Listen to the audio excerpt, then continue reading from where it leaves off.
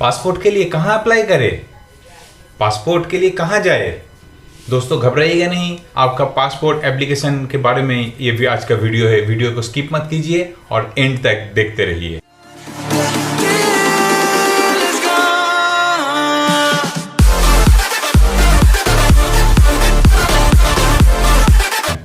नमस्कार दोस्तों, मैं पामीर आपका दोस्त और आपका स्वागत है आपका अपना YouTube channel travel with Pamir में। तो दोस्तों आज का वीडियो है आप पासपोर्ट के लिए एप्लीकेशन कैसे करेंगे, आपको कहाँ जाना है, क्या करना है, ये सब कुछ डिटेल्स आपको स्टेप वाइज हम बताते रहेंगे। तो पासपोर्ट के लिए सबसे पहला है आप अपना डॉक्यूमेंट्स जो है उसको रेडी रखिए। आपका डॉक्यूमेंट्स में क्या आता है, आपका डेट ऑफ बर्थ का डॉक्यूमेंट्स, आपका एड्रेस प्रूफ और आपका क्वालिफिकेशन का डॉक्यूमेंट्स। और एक चीज़ है जो गवर्नमेंट स्टाफ है उनके लिए है नो ऑब्जेक्शन सर्टिफिकेट या NOC। नो ऑब्जेक्शन सर्टिफिकेट या NOC के ऊपर हम एक पूरा वीडियो बनाया है, ऊपर आई बटन में आप उसका लिंक देख सकते हैं। NOC उन्हीं लोगों को दिया जाता है जो गवर्नमेंट सेक्टर या तो स्टेट गवर्नमेंट या सेंट्रल गवर्नमेंट या स्टैट्यूटरी बॉडीज या तो पब्लिक सेक्टर अंडरटेकिंग में काम करते हैं।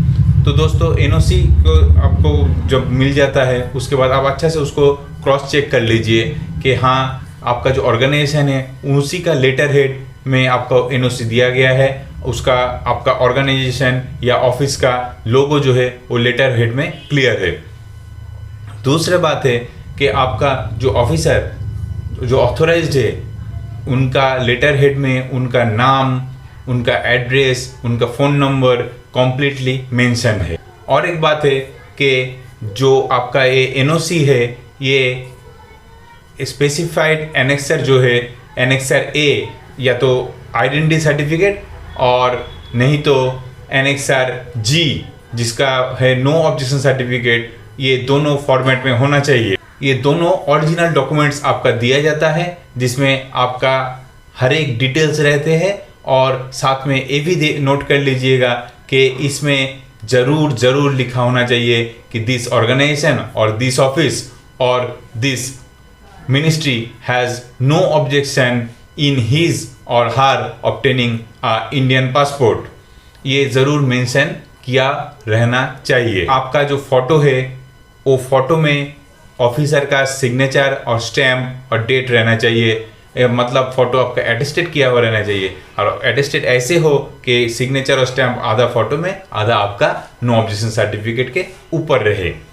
और आखिरी बात है आपका ये नो ऑब्जेक्शन सर्टिफिकेट NOC जो मिलते हैं इसको ज़रूर अगले 10 साल तक संभाल के रखिए, क्योंकि आगे आप जब वीज़ा के लिए अप्लाई करेंगे विदेश यात्रा पर और साथ में अगला 10 साल बाद जब आप अपना पासपोर्ट का रिन्यूअल के लिए अप्लाई करेंगे तो आपको ये NOC का कॉपी आपको अगला एप्लीकेशन में ज़रूर देना होगा, क्योंकि आपको बताना है हाँ भाई हम जब पिछली बार पासपोर्ट बनाए थे तो उस समय परमिशन लेके ही हम बनाए थे। तो दोस्तों हमारा चैनल पसंद आए तो लाइक और शेयर ज़रूर कीजिएगा और सब्सक्राइब करना मत भूलिएगा। तो पासपोर्ट एप्लीकेशन में जो पहला स्टेप है वो स्टेप है कि आप अपना NOC या अपना जो डॉक्यूमेंट्स है उसको रेडी कर लीजिए। पासपोर्ट 2 तरीके से अप्लाई होता है, एक है ऑफलाइन, एक है ऑनलाइन। ऑफलाइन एप्लीकेशन आप इंटरनेट से पासपोर्ट एप्लीकेशन का फॉर्म डाउनलोड करके उसमें बॉल पॉइंट पेन से फिलअप करके आप ऑफिस में जमा कीजिए, पासपोर्ट ऑफिस में जमा कीजिए और वेरीफाई करके वो लोग आपको पासपोर्ट देता है। और दूसरा है जो है वो है ऑनलाइन प्रोसेस। ऑनलाइन प्रोसेस जो कि बहुत ही इजी है। अभी आप ऑनलाइन प्रोसेस या तो डेस्कटॉप कंप्यूटर में आप डेस्कटॉप या लैपटॉप में आप www.passportseva.gov.in नहीं तो मोबाइल में आप पासपोर्ट सेवा ऐप जो है एंड्रॉयड ऐप है वो आप डाउनलोड करके आप अप्लाई कर सकते हैं।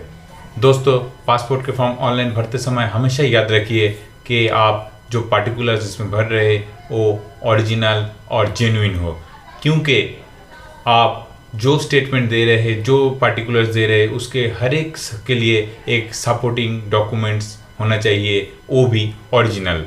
कभी कोई फॉल्स या फेक इंफॉर्मेशन इसमें प्रोवाइड मत कीजिए, इसमें आपका पासपोर्ट रिजेक्ट या तो विथहेल्ड हो सकता है। ऑनलाइन पासपोर्ट एप्लीकेशन करते समय आप डेस्कटॉप में करिए या मोबाइल में करिए, आपको कुछ स्टेप्स फॉलो करने हैं जो एकदम आसान है। आप आसानी से स्टेप बाय स्टेप फॉलो करके पासपोर्ट एप्लीकेशन आप खुद कर सकते हैं। तो इस स्टेप में जो सबसे पहला आता है वो है न्यू यूज़र रजिस्ट्रेशन। आप अपना पासपोर्ट रीजन कहाँ है वहाँ डालिए, फिर अपना नाम, डेट ऑफ बर्थ, आपका ईमेल एड्रेस डालिए। उसमें ईमेल आपका वेरीफाई होके आपका अपना यूज़र अकाउंट क्रिएट हो जाएगा। इसके बाद आप उसी यूज़र आईडी से लॉगिन करके आपका पासपोर्ट अप्लाई करिए। जो नेक्स्ट स्टेप है वो आपका टाइप ऑफ पासपोर्ट है। आप किस तरीके का पासपोर्ट चाहते हैं, उसमें कितना पेज रहेगा, नॉर्मल पासपोर्ट चाहिए कि तत्काल पासपोर्ट चाहिए, 36 पेज का चाहिए या 60 पेज का चाहिए, या तो ये सब आपको वहाँ रेडियो बटन्स में सिलेक्ट करना रहता है। इसके बाद जो पार्ट आता है वो है आपका डिटेल्स, आपका नाम, आपका डेट ऑफ बर्थ, आपका प्लेस ऑफ बर्थ, आपका Aadhaar card number, PAN card number, voter card number, सब उसमें पुट करना पड़ता है। नेक्स्ट आता है आपका रेसिडेंशियल एड्रेस। आपका जो एड्रेस प्रूफ है या वो आपका Aadhaar card, voter card, electric bill या तो दूसरा जो गवर्नमेंट डॉक्यूमेंट्स है उसके हिसाब से आपका रेसिडेंशियल एड्रेस क्या है उसको आप देख के आप उसमें आराम से भर लीजिए। ख्याल रखिएगा आपका पुलिस स्टेशन, आपका पिन कोड, ये सब ठीक होना चाहिए। नेक्स्ट आता है आपका फैमिली डिटेल्स, आपका पिताजी का नाम और सरनेम, माँ का नाम और सरनेम, और आप अगर आप मैरिड है तो आपका स्पाउस का नेम और सरनेम उसमें देना पड़ता है। इसके बाद नेक्स्ट स्टेप में हम लोग आ जाएंगे कि इमरजेंसी कॉन्टैक्ट। अगर आप विदेश में रहते हुए आपका भगवान ना करे कोई असुविधा हुआ है तो उस समय आपको देश में किससे कांटेक्ट किया जाएगा, उसका नाम, फ़ोन नंबर, एड्रेस आप उसमें दे दीजिए। इसके बाद आता है अगर आपका पासपोर्ट रिन्यूअल है तो प्रीवियस पासपोर्ट के डिटेल्स आपको उसमें देना पड़ता है। नेक्स्ट आता है अदर डिटेल्स। आपका कोई क्रिमिनल केस पेंडिंग है, आपका ऐसा हुआ है कि पहले कभी डिपोर्ट किया गया है, ये सब पार्टिकुलर्स आपको देना रहता है। इसके बाद आप आपका पासपोर्ट डिटेल्स वेरीफाई कर लीजिए और आपका सेल्फ डिक्लेरेशन दीजिए। इसमें आपका passport filling up process complete हो जाता है। नेक्स्ट आता है आपका पेमेंट डिटेल्स। आप अपना पेमेंट ऑनलाइन या तो कोई बैंक का चालान भर के आप जमा कर सकते हैं। एडल्ट का जो पासपोर्ट है वो 10 साल वैलिड रहता है और 36 पेज के लिए आपको सिर्फ 1500 रुपये भरना पड़ता है, और चाइल्ड का जो पासपोर्ट है वो 5 साल तक वैलिड रहती है और उसके लिए नॉर्मली आपको 1000 रुपीज़ मतलब 1000 रुपया भरना पड़ता है। आप पेमेंट करने के बाद अपना कन्वीनियंट पासपोर्ट ऑफिस और आपका कन्वीनियंट डेट सिलेक्ट कर लीजिए।